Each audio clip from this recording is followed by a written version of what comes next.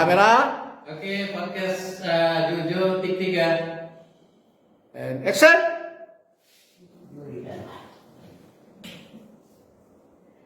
Halo seluruh pemirsa Jojo Podcast dimanapun kalian berada. Senang sekali bisa bertemu kembali bersama saya Christine Cecilia Bunte di Jojo Podcast episode 1. Kali ini saya telah ditemani oleh seorang penulis yang telah menerbitkan bukunya yang berjudul Ulos Saput Namar Sapilu, karya Bapak Laris Naibaho.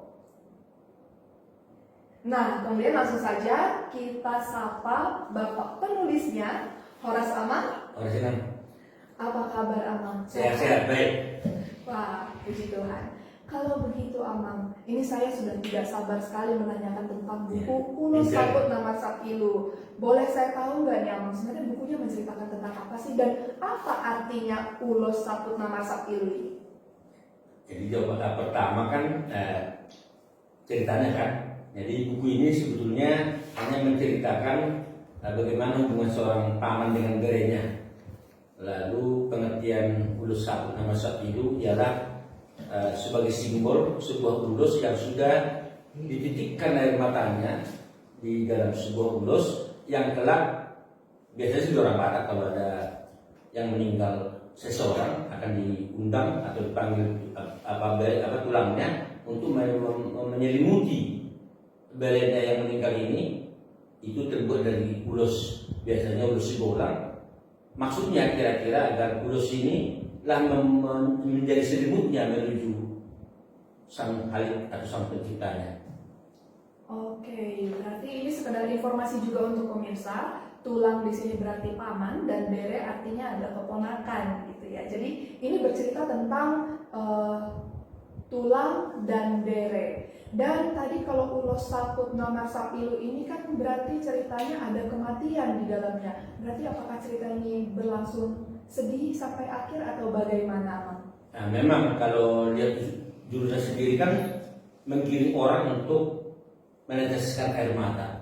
Dari ratusan orang yang membaca, yang sudah membaca ini, umumnya mengeluarkan dan meneteskan air mata, ya kan? Yang memang ada rasa sedih. Tapi ini tidak menggambarkan sebuah kematian, walaupun memang kematian, ya kan? Nah, jadi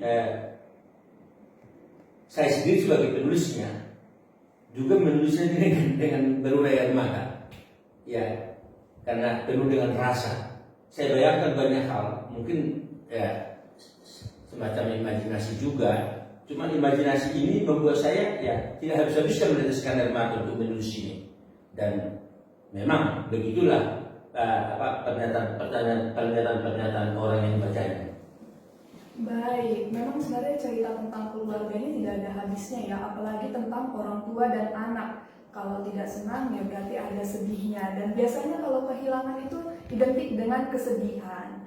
Oke, kalau begitu boleh saya tanya Kak Amang, apakah sebenarnya hubungan antara tulang dan bere ini di dalam adat Batak? Kalau di adat Batak ini, apakah ini adat atau bukan, saya belum telusuri. Tapi yang pasti hubungan antara bere dan tulang ada upama di bahasa orang Batak begini: dakar lubang, amal tulang, amak dorere, anak bere, amak dorere, anak bere. Jadi seorang tulang yang baik biasanya jauh lebih mementingkan berenya daripada anaknya. Kalau anaknya berenya meminta sesuatu dari tulangnya, jangan sampai menangis. Bahkan kalau anaknya sendiri belum tentu dikasih. Mengapa? Ada dua ikatan. Tulang ini memiliki ikatan kepada itonya yang melahirkan berenya. Jadi kalau dia tidak memberikan ke berenya, maka dia merasa apa kepada itonya? Merasa punya beban yang luar biasa gitu. Sama misalnya seorang Namburu kepada paramannya, dia lebih mementingkan paramannya daripada anaknya sendiri, kira-kira gitu. Wow, menarik sekali. Ini kebetulan pemirsa dan juga Amang, kebetulan saya juga suku Batak, Burmunte tadi ya, dan saya punya 7 tulang. Berarti, wah, saya adalah seorang bere yang sangat berbahagia. dan begitu juga dengan seluruh pemirsa yang sedang menonton saat ini. Jadi ini ceritanya lebih tentang tulang dan bere nih, dengan ikatan yang sangat kuat. Begitu juga tadi disebutkan dengan bagaimana tulang itu harus mengabulkan permintaan berenya dibandingkan dengan anaknya sendiri. Berarti ikatan ini kuat banget. Sedangkan cerita yang ada di dalam buku ini adalah kebalikannya ya, Amang. Jadi kalau di sini nih permintaannya bere sama tulangnya atau tulang sama berenya nih? Jadi kalau ada permintaan tulang ke bere, ya kan? Nah inilah, tidak sepatutnya bere menolak apapun itu, karena bagaimana mungkin dia menolak ke orang tuanya sendiri.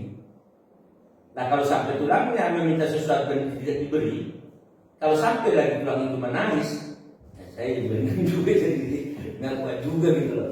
Apa namanya? Nih udah hilanglah semua rasa itu, gitu loh.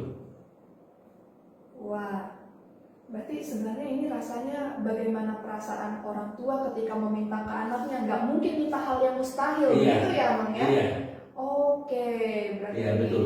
saya begitu mendengarnya ini sudah mulai sedih sedikit nih romannya. Tapi inilah Amang, saya begitu baca bukunya, mungkin karena saya bisa bahasa Batak, jadi saya mengerti bukunya dengan dalam. Tapi untuk pemirsa yang ada di seluruh Indonesia ataupun yang ada di belahan bumi bagian lainnya, mungkin ada yang tidak mengerti tapi ingin mengetahui tentang cerita ini. Nah, sejauh yang saya dengar, buku ini akan diadopsi menjadi sebuah film pendek, bahkan akan diangkat ke layar lebar. Bukankah begitu, Amang? Iya, betul sekali. Dan dalam waktu dekat tidak lama lagi, mungkin bulan depan sudah tayang film pendeknya, berdurasi 15 sampai 20 menit. Pemainnya dan apa semua sudah selesai, tinggal syuting. Dan untuk layar lebar ini kita harapkan tahun ini juga akan muncul. Baik, kalau begitu.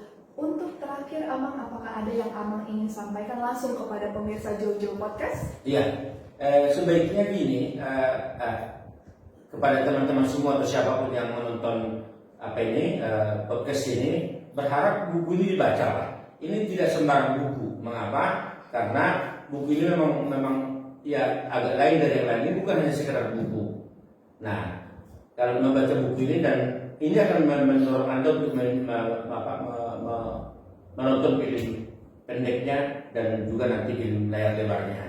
Ya, tidak sia-sia lah dengan mengeluarkan sedikit uang, tetapi memang buku ini patut, dan ada seorang teman dari Medan mengatakan bahwa sebaiknya buku ini dibaca oleh para siswa SMA sehingga nanti tidak kehilangan budayanya.